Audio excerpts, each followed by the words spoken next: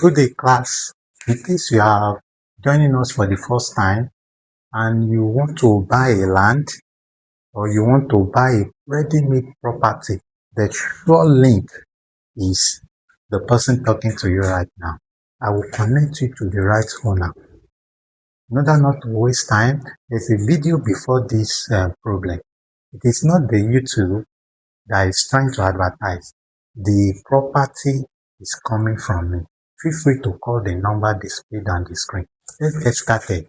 We have, if m ratio n is equals to 13 ratio 11, find m squared minus n squared ratio n plus n all squared.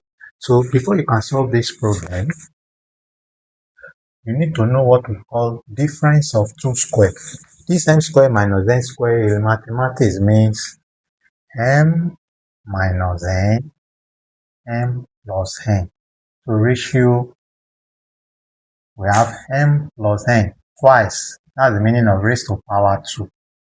So m plus n will cancel m plus n. So you are left with m minus n, m plus n.